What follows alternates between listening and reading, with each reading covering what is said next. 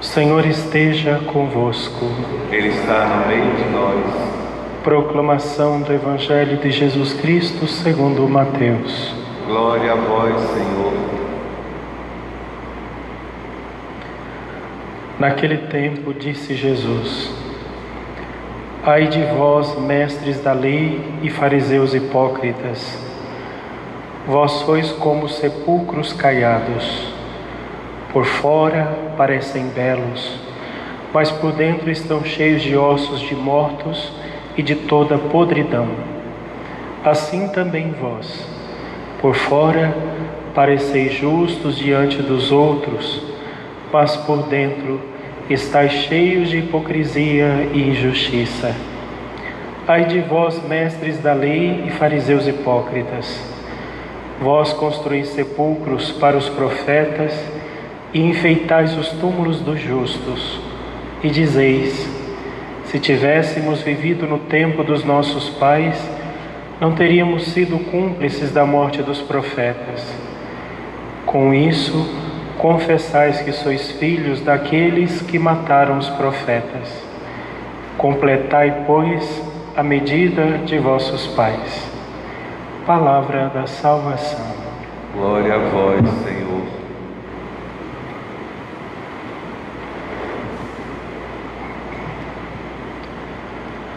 Quando nós criamos dentro da nossa cabeça uma imagem de Jesus ou do Pai do céu, geralmente essa imagem ela é toda florida, bonita, cheia de água com açúcar, tudo docinho, tudo bonitinho.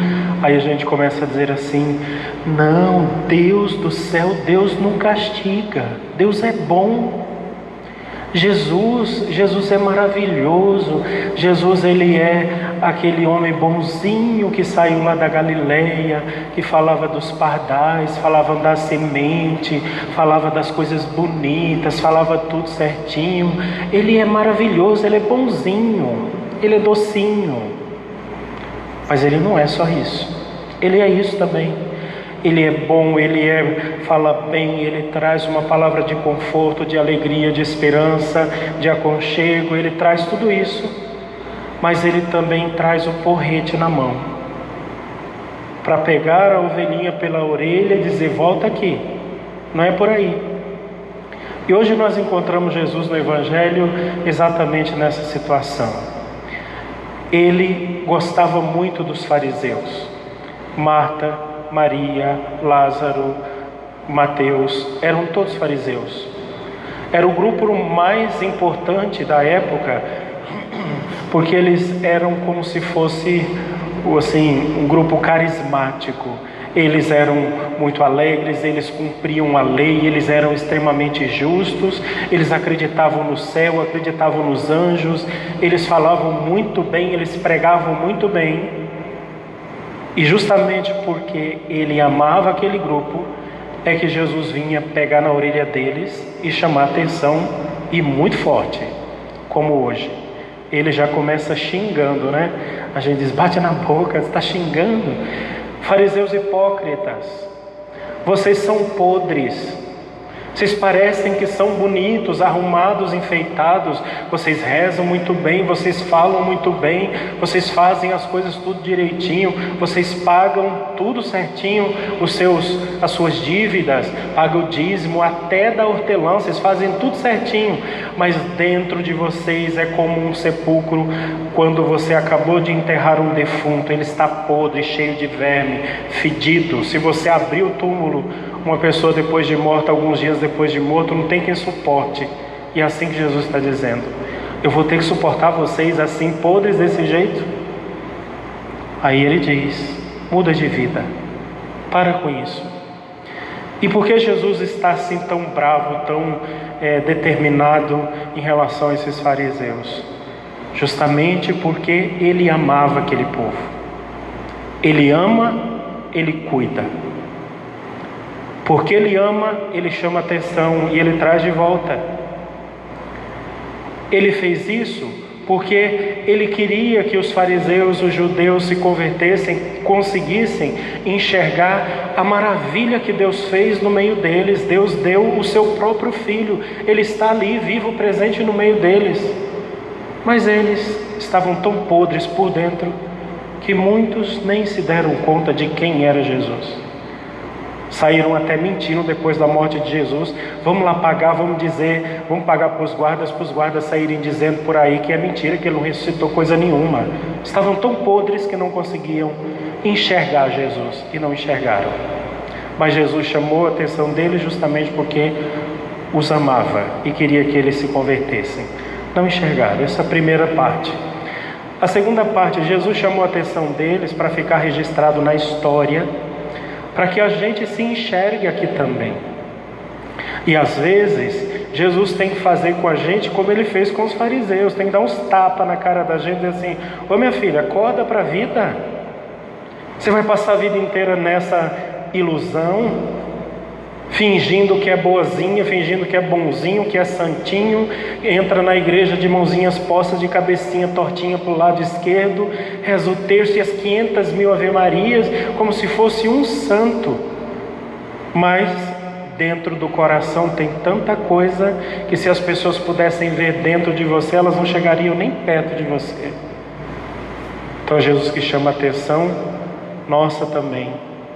Ele falou isso, ele chamou a atenção, ele foi duro com os fariseus para que a gente também pudesse entender, compreender e viver uma vida correta diante de Deus. Viver em que a sua ação e a sua palavra esteja em harmonia. Não adianta falar uma coisa e viver outra.